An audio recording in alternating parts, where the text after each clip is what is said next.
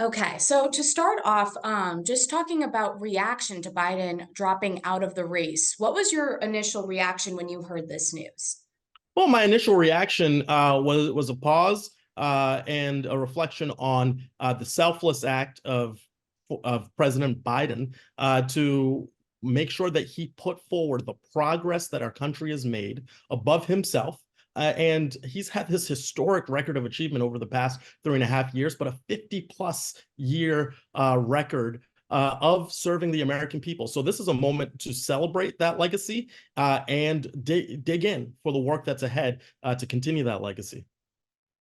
Now, was this expected at all? Look, I think as many people know that there have been a range of conversations with the president and people throughout the Democratic Party. And so I think it is important to know that this was something that was arrived at after deep reflection and a consideration of the stakes for the American people to continue the investments of the historic legislation that we've seen, and also to make sure that Donald Trump does not become the occupant of the Oval Office again. And then going off of that, Biden did endorse Kamala Harris. Reactions to that, do you endorse her as well? Do you think that she's the correct pick for this job? I enthusiastically endorse Vice President Harris, and I encourage people throughout this country to support her.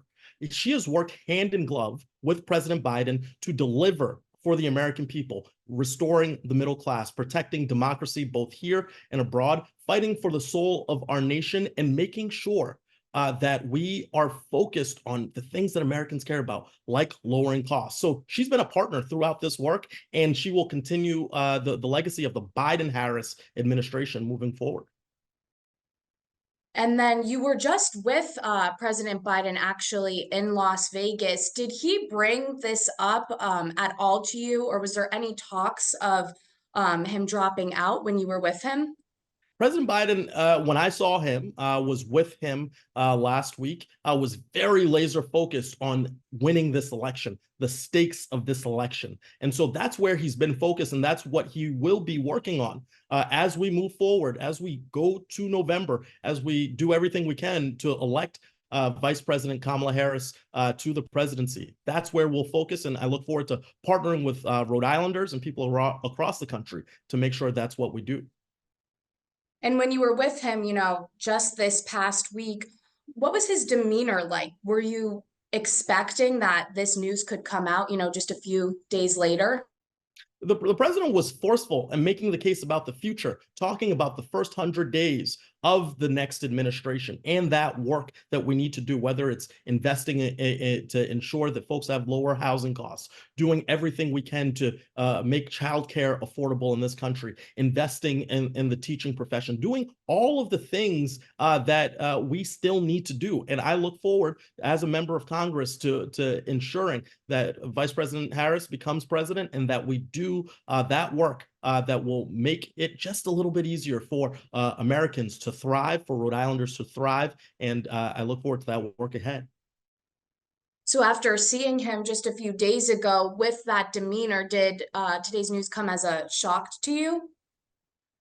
Today I'm spending my time focused on that legacy that the president is laid behind. Something that I was able to be part of as a senior staff member at the White House for the first 2+ years of the administration. And so, I'm focused on the work ahead. The time for surprise and shock has come and gone. We need to get to work, and I am looking forward to all of that over the coming months.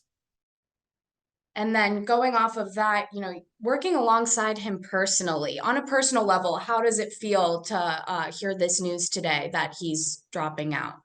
Well, it gave me a moment to reflect, to think about the depths of the COVID-19 crisis, where we were working virtually part of the time, to think about the bipartisan infrastructure law, the American Rescue Plan, the Inflation Reduction Act, all of these historic things, investing in our people and our places, and being able to see him in action, to sit in that Oval Office, to respond to crisis and tragedy.